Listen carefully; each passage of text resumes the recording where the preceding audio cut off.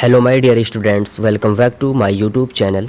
आज की ये वीडियो प्रत्येक बच्चे के लिए काफ़ी इंपॉर्टेंट होने वाली है, चाहे वो किसी भी कम्पिटिटिव एग्ज़ाम की तैयारी कर रहा हो, आरआरबी, एनटीपीसी हो या एसएससी हो, जिसमें भी जीके का क्वेश्चन आते हैं उसमें ये टॉपिक काफ़ी इंपॉर्टेंट रोल प्ले करता है। जनगणना 2011 यहाँ से आपको एक दो क्वेश्चन देखने को मिल जाएगा।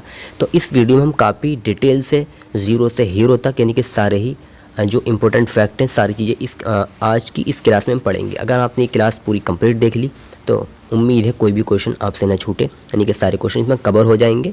और इसके बाद हम कुछ फिर प्रैक्टिस क्वेश्चन भी करेंगे। तो चलिए स्टार्ट करते हैं बिना किसी देरी के। भारत की जनगणना 2011। तो देखिए इसके कुछ इम्पोर्टेंट तथ्य समझ लेते हैं। भारत में जनगणना से जुड़े महत्वपूर्ण तथ्य। भारत में जनगणना की शुरुआत कब होती है? 1872 में होती है। और कब, किसके समय में होती है? लॉर्ड मेयो के कार्यकाल में होती है। 1872 में लॉर्ड मेयो के कार्यकाल में भारत की जनगणना की शुरुआत होती है। और भारत में नियमित जनगणना की अगर शुरुआत पूछी जाए, नियमित जनगणना की शुरुआत होती है 1881 में लॉर्ड रिपन के समय में। अगर जनगणना की शुरुआत हो, केवल शुरुआत, तो 1872 लॉर्ड मेयो, और नियमित जनगणना आ जाए तो 1881 लॉर्ड रिपन। स्वीडन 1749 में पहली बार आधुनिक विश्व में जनगणना कराने वाला देश बना। तो विश्व में जनगणना कराने वाला पहला देश कौन है? स्वीडन 1749 में। और जनगणना की जो शुरुआत कराने वाला पहला देश, दश की शुरुआत कराने वाला जो अमेरिका है, वो 10 की शुरुआत कराने वाला है, यानी कि 10 साल में जो जनगणना होगी ये शुरुआत कराने वाला है अमेरिका। कराने वाला देश कौन है? स्वीडन 1749 में। भारत में जनगणना संगठन ही भारत में जनगणना संगठन ही जनगणना संबंधित कार्य क्या है? प्रस्तुत कराता है। स्वतंत्र भारत की बात करें, स्वतंत्र भारत की पहली जनगणना 1951 में होती है। और उस टाइम जनगणना आयुक्त कौन थे? आर.ए. गोपाल स्वामी जो थे जनगणना आयुक्त थे। जनगणना संगठन केंद्रीय गृह मंत्रालय के अधीन कार्यरत है, जिसके उच्चतम अधिकारी भारत का महापंजीयक एवं जनगणना आयुक्त होता है। नेक्स्ट चलते हैं 2011 जनगणना से संबंधित कुछ महत्वपूर्ण तथ्य। अब जनगणना संगठन केंद्रीय गृह मंत्रालय के अधीन कार्यरत है। तो जनगणना जो है किसके अधीन है? केंद्रीय गृह मंत्रालय के अधीन कार्यरत है, जिसके उच्चतम अधिकारी भारत का महापंजीयक एवं जनगणना आयुक्त। महापंजीयक कौन होता है? जनगणना आयुक्त होता है। 2011 के जनगणना का शुभंकर क्या था? शुभंकर अगर पूछा जाए तो क्या था? पिरगणक शिक्षिका। इसका शुभंकर हो जाएगा पिरगणक शिक्षिका। ये काफ़ी इंपॉर्टेंट पॉइंट्स है, इसका कई बार पूछा जा चुका है। 2011 के जनगणना का शुभंकर क्या है? पिरगणक शिक्षिका है। अगर इसका आदर्श वाक्य की बात करें, आदर्श वाक्य क्या है? हमारी जनगणना हमारा भविष्य, यानी कि अवर सेंसस अवर फ्यूचर। ये 2011 की जनगणना का आदर्श वाक्य है। 2011 की जनगणना के समय जो जनगणना आयुक्त थे वो कौन थे? Doctor C Chandramouli. अगर आयुक्त पूछा जाए तो कौन है? डॉक्टर सी चंद्रमौली है। और अगर इसका जनगणना आयुक्त जो है उस समय 1951 में जब हुई थी, 1951 में कौन थे? आर.ए. गोपाल स्वामी थे 1951 में। और 2011 में कौन है? 2011 में डॉक्टर सी चंद्रमौली हैं। 2011 की जनगणना की अनुमानित लागत यानी कि 2200 करोड़ रुपए की लागत आई थी। कितने रुपए की लागत आई थी? 2200 करोड़ रुपए की लागत आई थी। 2011 की जनगणना की अनुमानित लागत थी 2200 करोड़ रुपए।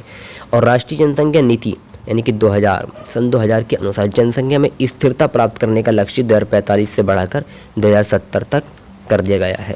2001 से 2011 के बीच भारत की जनसंख्या 10 की वृद्धि कितनी हुई थी? 17.7% होता है। और कुछ जगह जो है 17.5 दे रहा होता है, 17.5%। 17.5% आ जाइए, 17.7% है, कोई भी एक ऑप्शन आ सकता है क्वेश्चन में। अब 1911 से 1921 के दौरान भारत में जनसंख्या की 10 की वृद्धि कितनी थी? वृद्धि ऋणात्मक रही 0.31%। 11 से 21 तक ऋणात्मक रही, 2011 से 2021 तक के ऋणात्मक माइनस 0.31% हो गई। ये भारत की जनगणना के इतिहास में पहली बार हुआ। 1921 ईस्वी को महान विभाजक वर्ष कहा जाता है। तो इसी वजह से यानी कि जो निगेटिव में आ गई थी, जनसंख्या वृद्धि नहीं हो पाई थी, तो इसी वजह से 1921 को क्या कहा जाता है? महान विभाजक वर्ष कहा जाता है। और ये क्वेश्चन कई बार पूछा जा चुका है कि महान विभाजक वर्ष कौन सा होता है, तो 1921 के हो जाएगा, राइट आंसर होगा। अब यहाँ पर क्या आता है, 2011 की जनगणना के अनुसार भारत की कुल जनसंख्या कितनी है, 121 करोड़, याद रखना है, लगभग में 121 करोड़ है, 121 करोड़ 8,54,977 है। विश्व की कुल जनसंख्या कितना है, 17.5% है। विश्व की जनसंख्या का कितना है, 17.5%, 17.5% है पूरी दुनिया की जनसंख्या का। और 2011 की जनगणना के अनुसार जो पुरुष हैं, पुरुष कितने हैं, 51.47% और महिलाएं जो है 48.53% है। महिलाएं 48.53% है। इसके नोट्स बनाओ, स्क्रीनशॉट लेके आराम से नोट करके रखो। और इसकी 2011 की जनगणना के अनुसार जो है कुल जनसंख्या, शहरी जनसंख्या की बात करें तो 31.2% है और ग्रामीण जनसंख्या 68.8% है। और उत्तर प्रदेश, यानी कि 2011 में जनगणना सर्वाधिक जनसंख्या वाला राज्य कौन था, उत्तर प्रदेश था।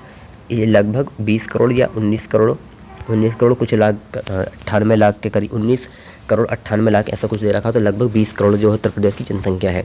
न्यूनतम जनसंख्या वाला राज्य कौन है, राज्य ध्यान रखना, राज्य कौन है, सिक्किम है। और 2011 की जनगणना के अनुसार सर्वाधिक जनसंख्या वाला केंद्र शासित प्रदेश अगर पूछा है केंद्र शासित प्रदेश कौन सा है, तो वो क्या है, दिल्ली केंद्र शासित प्रदेश। और न्यूनतम संख्या वाला केंद्र शासित प्रदेश कौन है, लक्षद्वीप। तो केंद्र शासित अगर न्यूनतम पूछा है तो लक्षद्वीप है, और इधर क्या है, सिक्किम है, राज्य में सिक्किम है, केंद्र शासित में लक्षद्वीप है, और जनसंख्या में सबसे ज़्यादा क्या है, उत्तर प्रदेश है, और इधर क्या है, दिल्ली है। अब कुछ इंपॉर्टेंट आंकड़े आते हैं यहाँ पर, कलम चेंज कर ले। तो सर्वाधिक जनसंख्या वाले टॉप टू राज्य दे रहे हैं। टॉप 2 राज्य में पहले नंबर पर क्या है, उत्तर प्रदेश है। उत्तर प्रदेश के कितने हैं, 20 करोड़। उत्तर प्रदेश की अगर बात करते हैं तो उत्तर प्रदेश में कितना दे रखा, 20 करोड़ दे रखा। और महाराष्ट्र में दे रखा, महाराष्ट्र में कितना है, 11 करोड़ दे रखा। और न्यूनतम जनसंख्या वाले अगर 2 राज्य की बात करते हैं, न्यूनतम जनसंख्या वाले 2 राज्य, तो उनमें पहला क्या आता है, सिक्किम आता है 6 लाख पर। सिक्किम क्या है, 6 लाख, और मिजोरम है 10 लाख।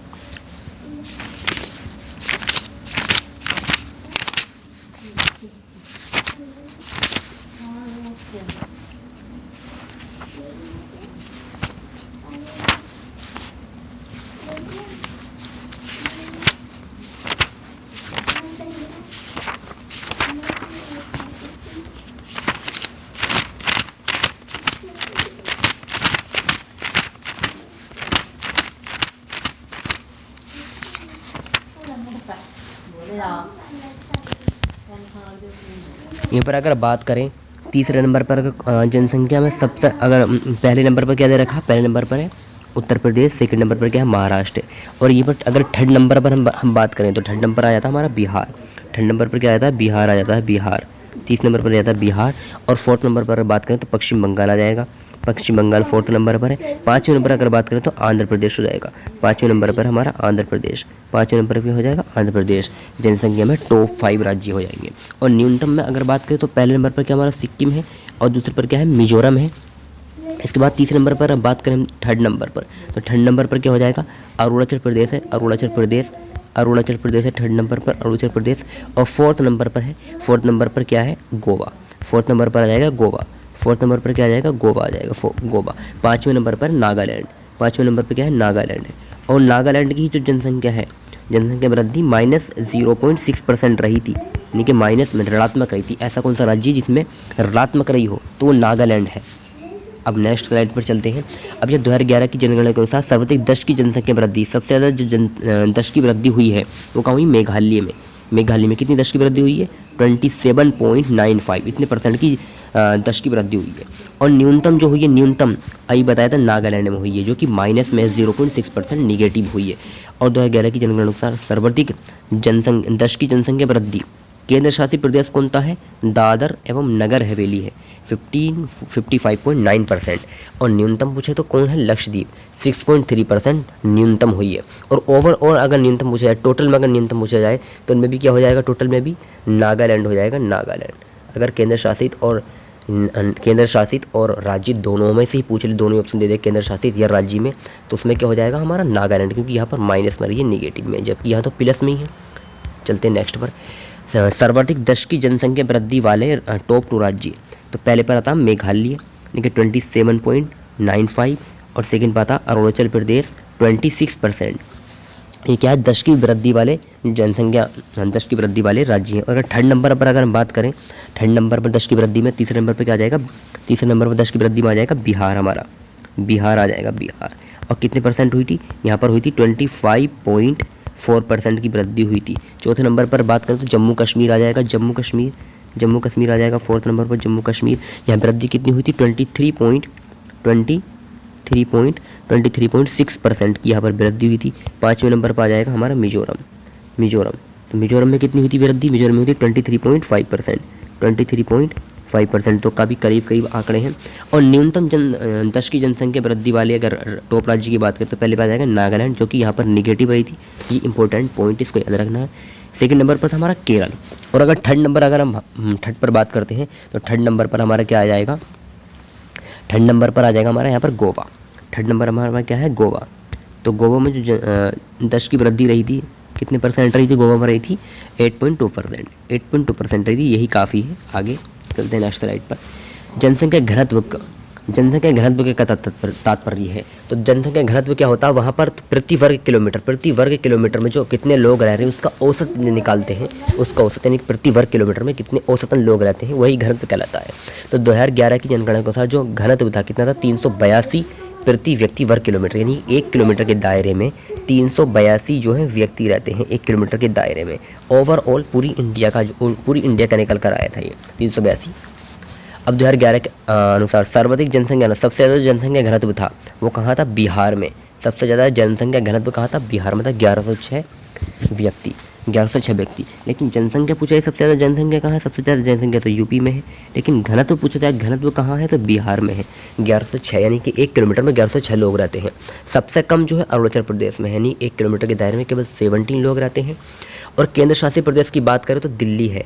दिल्ली में कितने रहते हैं, 11,320। तो सबसे ज़्यादा कहाँ रहते हैं, दिल्ली में ही रहते हैं, 11,320 1 किलोमीटर के अंदर इतने लोग रहते हैं।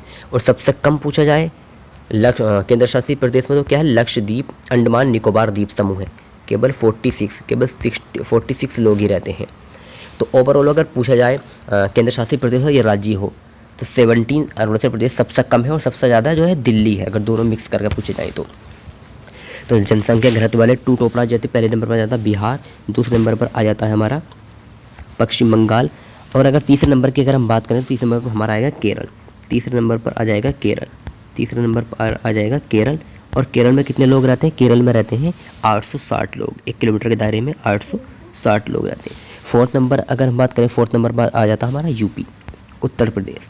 तो उत्तर प्रदेश में रहते हैं कितने लोग, 829 लोग, लगभग में 829 लोग जो है 1 किलोमीटर के दायरे में रहते हैं। और अगर पाँचवें नंबर पर अगर बात कर लें, पाँचवें नंबर पर यानी कि तीसरा नंबर हो गया और फोर्थ नंबर हो गया, अगर पाँचवें नंबर की हम बात करें तो पाँचवें नंबर आ जाता है हमारा हरियाणा। तो हरियाणा में कितने लोग रहते हैं, हरियाणा में रहते हैं 573 लोग, लगभग 573 लोग। और न्यूनतम अगर पूछे तो अरुणाचल प्रदेश है, केवल 17 लोग रहते हैं 1 किलोमीटर के अंदर। अरुणाचल प्रदेश है 17 लोग, अरुणाचल प्रदेश में कितने रहते हैं, 17 लोग। और उसके बाद आता है मिजोरम, 52 रहते हैं मिजोरम के अंदर। इसके बाद अगर बात करें हम सिक्किम की, अगर बात करें इसके बाद तीसरे नंबर पर आता है हमारा सिक्किम। तो सिक्किम में जो रहते हैं, सिक्किम में रहते हैं 86 लोग, सिक्किम में 86 लोग रहते हैं। और फोर्थ नंबर पर अगर हम बात करें, फोर्थ नंबर पर इसके बाद मणिपुर, जो मणिपुर है, मणिपुर में रहते हैं 115 लोग, 1 किलोमीटर के दायरे में 115 रहते हैं। इसके बाद पाँचवें नंबर पर आ जाता है हमारा नागालैंड। क्या था, नागालैंड। तो जो नागालैंड है, नागालैंड में रहते हैं 119 लोग। और नागालैंड की जनसंख्या क्या रही थी, नेगेटिव रही थी। कितनी रही थी, -0.6% रही थी। यहीं पे जो है जनसंख्या बिल्कुल भी नहीं बढ़ पाई थी। अब यहाँ पर जो है लिंग अनुपात की बात करते हैं, सेक्स रेशियो की बात करते हैं। तो 1000 पुरुषों की तुलना में स्त्रियों की संख्या को क्या कहा जाता है, लिंग अनुपात कहा जाता है। तो कैसे निकालते हैं लिंग अनुपात का फॉर्मूला क्या है, स्त्रियों की संख्या पर रखेंगे, नीचे पुरुषों की संख्या मल्टीप्लाई कर देंगे 1000 से। तो जो भारत का लिंग अनुपात आया था कितना था, 943। भारत का लिंग अनुपात कितना था, 943, यानी कि 1000 पुरुषों पर कितनी, 943 क्या थी, महिलाएं थी।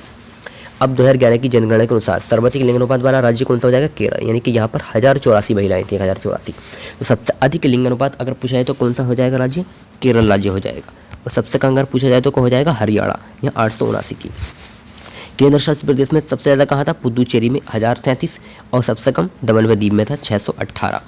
और सर्वाधिक राज्य, टॉप राज्य का पहले पर आ गया केरल, दूसरे पर कौन आ गया, तमिलनाडु। तो केरल में कितना था, 1084 था लिंग अनुपात, और यहाँ पर कितना था, 996 था। इसके बाद अगर थर्ड नंबर पर हम बात करें, थर्ड नंबर पर हमारा आंध्र प्रदेश आ जाएगा। थर्ड नंबर पर था हमारा आंध्र प्रदेश। तो आंध्र प्रदेश में लिंग अनुपात कितना था, 993, कितना था, 993। और फोर्थ नंबर पर अगर हम बात करें फोर्थ नंबर पर, तो फोर्थ नंबर पर हमारा आता है मणिपुर।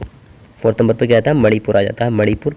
इसमें कितना था? 992। टॉप 2 तो याद करनी है, 5 तक मैं बताता हूँ वैसे आपको, 2 तो याद करनी है लगभग। 5 पर आ जाता हमारा छत्तीसगढ़। छत्तीसगढ़ जो छत्तीसगढ़ है इसमें कितना था? 991 लिंग अनुपात था। न्यूनतम की बात करें तो सबसे कम था हरियाणा में 879 था, और उससे कम उससे ज़्यादा तो सेकंड नंबर पर क्या था? 889 था।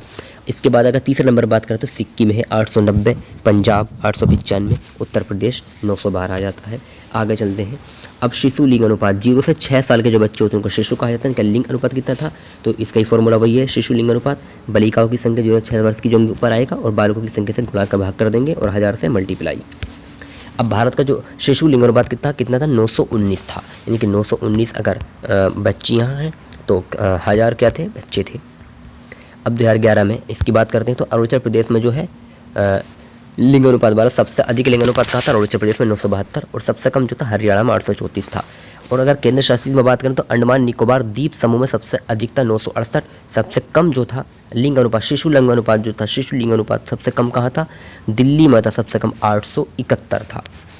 अब क्या पर आता? साक्षरता दर, लिटरेसी रेस आ जाती है। तो 7 साल से, इस पॉइंट को याद रखना है, यानी कि 7 वर्ष या उससे अधिक का जो भी व्यक्ति होगा, किसी भाषा को समझ सकता हो, उसे लिख या पढ़ सकता हो, उसे साक्षर कहा जाएगा। 7 वर्ष या उससे अधिक का जो होगा। तो साक्षरता कैसे निकालेंगे? साक्षरों की संख्या और 7 साल से ज़्यादा आयु वालों की संख्या से भाग कर देंगे, और साक्षरों की संख्या ऊपर आएगी अपॉन, और मल्टीप्लाई करेंगे 100 से। तो भारत की जो साक्षरता दर थी कितनी थी? 74.04% थी। और इस पर साक्षरता वाला जो राज्य था सर्वाधिक कौन था? केरल 94%। यहाँ पर शिक्षित लोग थे। न्यूनतम जो था बिहार था। और केंद्र शासित में बात करें तो लक्षद्वीप में था 91.8%, और दादरा नगर हवेली में कितना था? 76.2%। तो ओवरऑल केरल में ही सबसे ज़्यादा है, 94%। सबसे कम कहाँ है? सबसे कम टोटल में ही मिलाकर देखेंगे सबसे कम कहाँ है? सबसे कम हमारा बिहार में ही आ जाता। नेक्स्ट पर चलते हैं। तो यहाँ पर 2 फिर राज्य दे रखे हैं। तो केरल 94% आ जाता है, और मिजोरम 91.3%, टॉप 2। और न्यूनतम कहें तो बिहार 61.8%, अरुणाचल 65.4%। इसका अगर तीसरे नंबर पर अगर हम बात करना चाहें, तीसरे नंबर पर क्या आएगा, फोर्थ पर क्या आएगा, और 5 पर क्या आएगा, सर्वाधिक वाले में अगर इसकी भी बात करना चाहेंगे तो यहाँ पर सबसे ज़्यादा क्या आ जाएगा? मिजोरम है, केरल है, मिजोरम है। केरल मिजोरम के बाद आ जाता है गोवा। फिर क्या आता है? गोवा आ जाता है, गोवा आ जाता है। और चौथे नंबर पर आ जाता है त्रिपुरा। चौथे नंबर पर त्रिपुरा आ जाता है, त्रिपुरा। और 5 नंबर पर आ जाता है हिमाचल प्रदेश आ जाता है। तो गोवा में जो था, गोवा में कितना था? 88.7% है, और त्रिपुरा में जो 87.2% है, और हिमाचल में 82.8% है। और अगर न्यूनतम की बात करते हैं तो बिहार पहले नंबर पर, दूसरे नंबर पर क्या? अरुणाचल प्रदेश है। तीसरे नंबर पर अगर हम बात करें तो राजस्थान है 66.1%, झारखंड 66.4%, आंध्र प्रदेश तेलंगाना सहित था 67%। अब आगे बात करते हैं तो सर्वाधिक ग्रामीण जनसंख्या कहाँ मिलेगी? सबसे सर्वाधिक ग्रामीण जनसंख्या वाला राज्य कौन है? हिमाचल प्रदेश है 90%। यानी कि यहाँ पर जो 90% है, 90% ग्रामीण है। कहाँ पर है? ग्रामीण क्षेत्र सबसे ज़्यादा कहाँ? हिमाचल प्रदेश में। सबसे ज़्यादा ग्रामीण कहाँ मिलेंगे? हिमाचल प्रदेश में 90%। और न्यूनतम ग्रामीण जनसंख्या वाला राज्य कौन है? गोवा, केवल 37.8% ग्रामीण एरिया है। और भारत की जनसंख्या, अब यहाँ पर आ जाता है सर्वाधिक शहरी। सबसे ज़्यादा शहरी कहाँ मिलेंगे? गोवा में। सबसे कम ग्रामीण गोवा में, और सबसे अधिक शहरी गोवा में। और सबसे अधिक शहरी, सबसे न्यूनतम जो शहरी, सबसे कम शहरी कहाँ मिलेंगे? हिमाचल में। और सबसे अधिक ग्रामीण कहाँ मिलेंगे? हिमाचल में मिलेंगे। उल्टा हो जाएगा। यहाँ पर आता है, अगर केंद्र शासित की बात करें तो दिल्ली में 97.5% जो है शहरी है। 97.5% क्या है? शहरी जनसंख्या है। और न्यूनतम शहरी जनसंख्या कहाँ है? अंडमान निकोबार में है 37.7%। अनुसूचित जाति की बात करें, एससी की अगर बात करते हैं हम, एससी की अगर हम बात करें, एससी की,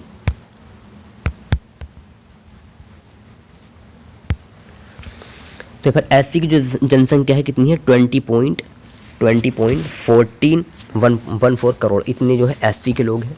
और सबसे अधिक जनसंख्या वाला अनुसूचित जाति, सबसे ज़्यादा एससी के लोग कहाँ पाए जाते हैं? राज्यों में, केंद्र शासित प्रदेश हो। सबसे ज़्यादा कहाँ पाए जाएंगे? उत्तर प्रदेश में। यानी कि सबसे ज़्यादा जो पाए जाते हैं उत्तर प्रदेश में पाए जाते हैं। और अनुसूचित जाति एससी का जो केंद्र शासित प्रदेश की अगर बात करें तो 31.9% है। सबसे ज़्यादा अनुसूचित जाति कहाँ है? पंजाब में 31.9%। अगर परसेंटेज में सबसे अधिक पूछा जाए तो पंजाब में है, जनसंख्या में पूछा जाए तो उत्तर प्रदेश में है। नागालैंड, अरुणाचल प्रदेश, लक्षद्वीप, अंडमान निकोबार द्वीप समूह में कोई भी अनुसूचित जाति निवास नहीं करती। तो ये काफ़ी इंपॉर्टेंट क्वेश्चन हो जाता है कि नागालैंड हो गया, अरुणाचल प्रदेश है, लक्षद्वीप है, अंडमान निकोबार है, यहाँ पर कोई भी एससी जाति का कोई भी निवास नहीं करता। अब एसटी की बात कर लेते हैं। एसटी तो भारत की जनगणना 2011 के अनुसार देश में अनुसूचित जनजाति एसटी की कुल संख्या 10.43% है। और 2011 की जनगणना अनुसार जो सबसे ज़्यादा अनुसूचित जाति है एसटी के लोग सबसे ज़्यादा कहाँ है? मध्य प्रदेश में। एसटी के सबसे ज़्यादा मध्य प्रदेश में है। और एससी के सबसे ज़्यादा कहाँ थे? एससी के सबसे ज़्यादा कहाँ थे? यूपी में थे। और परसेंटेज में अगर बात कर रहे थे तो हम पंजाब में थे। अब यहाँ पर आया है अनुसूचित जाति और जनजाति जनसंख्या प्रतिशत वाला केंद्र शासित प्रदेश कौन था? लक्षद्वीप। 94.8% जो है क्या है? एसटी के लोग हैं। 94.8% एसटी के लोग हैं। परसेंटेज में कहाँ है? केंद्र शासित प्रदेश परसेंटेज में कहाँ है? लक्षद्वीप में। और वैसे कहाँ दे रखे हैं? वैसे हमारे दे रखे हैं, किस जगह दे रखे हैं? वैसे मध्य प्रदेश में दे रखे हैं, जनसंख्या में मध्य प्रदेश में दे रखे हैं और परसेंटेज में लक्षद्वीप में। तो पंजाब, हरियाणा, दिल्ली, चंडीगढ़, पुदुचेरी में कोई भी एसटी निवास नहीं करती है। अब महत्वपूर्ण तथ्य आ जाते हैं। 2021 जो है 2021 16वीं जनगणना के जनगणना आयुक्त श्री विवेक जोशी हैं। आदर्श वाक्य क्या है? जन भागीदारी से जन कल्याण। 2021 की जनगणना भारत में पहली बार डिजिटल जनगणना होगी। निम्नलिखित में कौन सा प्रदेश जिसकी जनसंख्या वृद्धि जनगणना इस क्वेश्चन को यहाँ से जो है कल से स्टार्ट करेंगे। वैसे नागालैंड है जहाँ 0.6% रही थी, नेगेटिव रही थी, यहाँ नकारात्मक 0.6%। अब जो आगे क्वेश्चन है वो कल की वीडियो में करेंगे क्योंकि वीडियो काफ़ी लंबी हो चुकी। Thank you for watching my video.